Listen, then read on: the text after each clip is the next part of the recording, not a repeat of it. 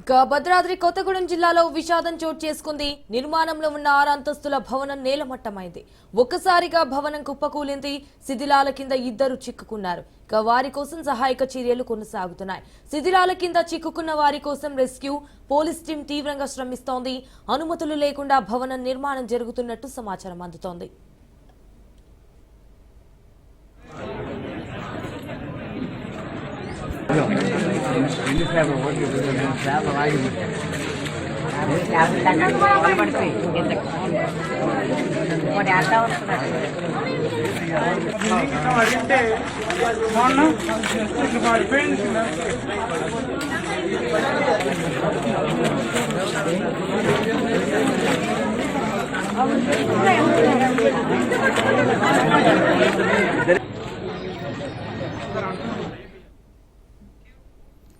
ఇక భద్రాద్రి కొత్తగూడెం జిల్లాలో విషాదం చోటు చేసుకుంది. నిర్మాణంలో ఉన్న 6 అంతస్తుల భవనం నేలమట్టమైంది.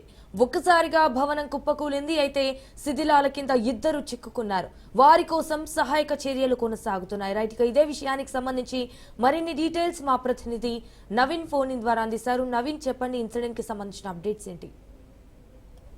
సంజన, భద్రాద్రి కొత్తగూడెం జిల్లా భద్రాచలంలో ఒక విషాద సంఘటన అయితే చోటు చేసుకున్నట్లుగా కూడా చూడవచ్చు. ఏదైతే భద్రాచలంలో బోనాల వారి వీధిలో ఉన్నటువంటి ఒక 6 అంతస్తుల భవనం అయితే కుప్పకూలిపోవడంతో అయితే ఈ రోజు అంటే దాంట్లో ఉన్నటువంటి పనిచేసేటటువంటి వర్కర్లు దాంట్లో చిక్కుకున్న పరిస్థితి కూడా ఉంది.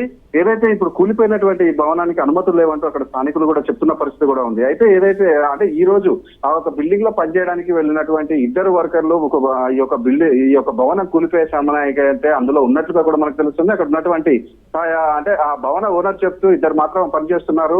ఆ సమయంలో 2 మాత్రమే దాంట్లో చిక్కుకున్నారని కూడా మనకు తెలుస్తున్న పరిస్థితి కూడా ఉంది. అదేవిధంగా అక్కడ స్థానికులు మరికొంతమంది మాత్రం మరెవరైనా కూడా ఈ యొక్క భవనంలో చిక్కుకొని ఉండొచ్చు అనే ఒక అభిప్రాయం అయితే వ్యక్తం చేస్తున్న పరిస్థితి కూడా మనకు తెలుస్తుంది. అయితే ముఖ్యంగా మనం చూసుకుంటే ఏదైతే 2 ఈ యొక్క 6 అంతస్తుల భవనంలో చిక్కుకున్నటువంటి 2ని వెలికి తీసేందుకు ఇటు రెస్క్యూ మరియు పోలీస్ టీం అయితే అక్కడ ప్రయత్నాలు చేస్తున్నట్లుగా కూడా వచ్చి ఇప్పటికే అక్కడ జేసీబీలు అదేవిధంగా జేసీబీ సహాయంతో అక్కడ మరికొన్ని పరికరాలతో అయితే ఈ యొక్క శిథిలాల కింద చిక్కుకున్నటువంటి వారిద్దరిని అయితే బయటికి తీసేందుకు ప్రయత్నాలు ముమ్మరం చేస్తున్న పరిస్థితి కూడా ఉంది. అయితే ఆ శిథిలాలలో ఉన్నటువంటి 2 వ్యక్తులు పిలిస్తే పలుకుతున్నారు. అంటే వారు ఇంకా ప్రాణాలతో ఉన్నట్టుగా కూడా తెలుస్తున్న పరిస్థితి కూడా ఉంది. అయితే వారి ఇద్దరిట్లో 2 బ్రతికే ఉన్నారా లేదు దాంట్లో ఒకరు మాత్రమే బ్రతికే ఉన్నారా అనే విషయం మాత్రం వారిని బయటికి తీస్తేనే తెలిసే అవకాశం కూడా ఉన్నట్లుగా కూడా తెలుస్తుంది.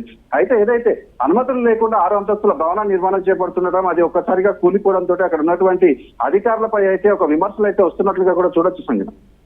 Right Naveen, thank you for the updates.